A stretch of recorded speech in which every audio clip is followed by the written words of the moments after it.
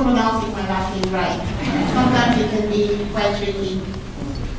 And thank you very much, Black History Committee, for asking me to be one of your keynote speakers. I'm very happy to be here and speaking for you tonight. This month of February is the month in which we bear witness to the progress, richness, and diversity of the achievements and contributions of the Blacks in Canada and around the world. It is also a time to reflect on the issues and difficulties that were faced and continue to be faced within the Black community. So I was asked to speak tonight on our main theme for the year, which is the crisis in Black education. But let me ask all of you a question first. When you think of the word crisis, what are some words that come to your mind? You don't have to answer out loud, but you can take a few seconds and think about it. To me, there's three words that come to my mind, and they are struggle, pain, and challenge. As many of you know, Black Canadians have long strived to have their accomplishments and contributions recognized and to keep their untold history alive. Now, if we think about 22 years ago, if we go back in time, so let's say 1995. So in 1995, the Parliament of Canada officially recognized February as Black History Month, and the motion was brought by the Honorable Jean Augustine, who was the very first Black Canadian woman elected to Parliament, but there were also antecedents for the Black History Month of the 1950s and onward. Many of our ancestors in the 18th and 19th and 20th centuries who were concerned with the issue of education, they asked themselves the following question: education for what? Back then, the education policy had been to train and educate the Blacks to work for the white, and that was to teach them to read, write, and to compute.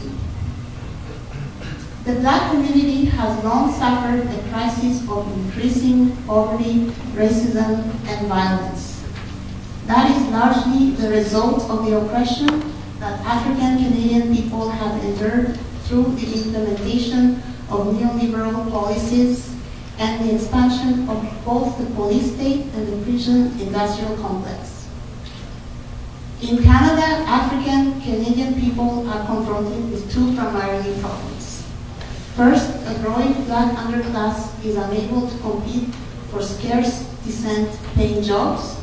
And second, the Canadian ruling class responding to the crisis of neoliberal globalization with their wars on drugs, guns, and gangs, which is criminalizing Black working youth and expanding the prison industrial complex.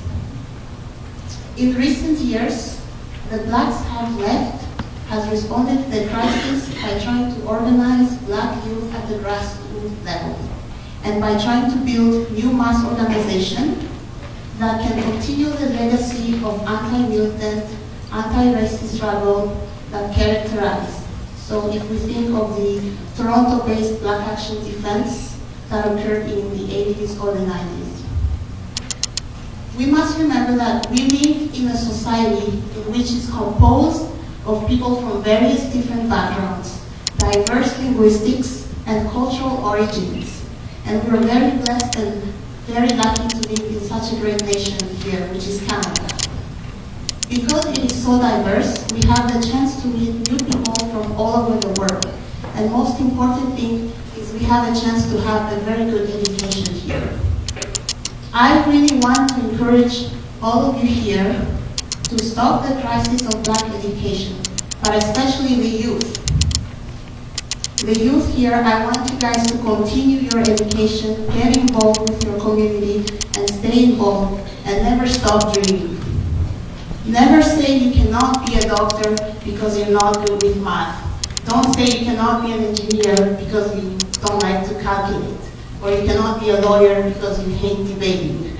No. Don't have that attitude. You can be whatever you want to be, and you know yourself better than anyone else. As Nelson Mandela said, education is the most powerful weapon you can use to change the world. Again, I want to encourage all of the young people here to not give up and continue to pursue your education. Finish your studies until the end. Always ask questions if you're not sure about something. Find a mentor. Stay involved with the things you're passionate. When youth become engaged in communities activities, they also develop the skills needed to be an effective leader. And that's very, very important. My own personal example. So, I went to school since I was 3. I never took a break. So, I did my preschool in Romania, where I was born, kindergarten, all the way to grade 5, half of grade 5 in Greece, and then the rest of grade 5 to my university degree here in Canada. But it was not easy, as it sounds. I did have some challenges as well. I had people who were not happy of the field I was going into because of my skin color. So some people told me that. Or I had people telling me I couldn't go into diplomacy because I'm a woman. Also, it was not easy for me to get to my dream job. There were days that were very crazy and stressful, but I never gave up. I got involved in various different things that I'm passionate about.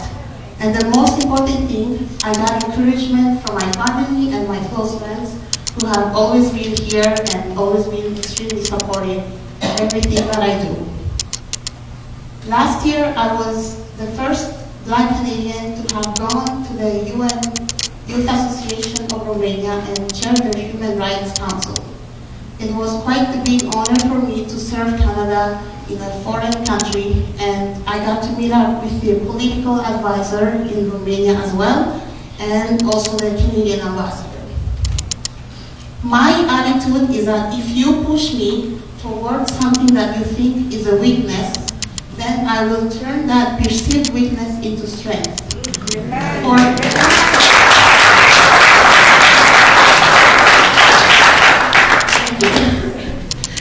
For many reasons, and I would like all of you to continue moving forward with that attitude, especially you, the young people. I know sometimes school can be tiring, waking up at 7 o'clock, doing that 40-page essay, or just waking up in general, minus 40 others. But, you know, all that hard work will pay one day. Life can be full of challenges. When we see a challenge in front of our eyes, we shouldn't just stare at it and do nothing.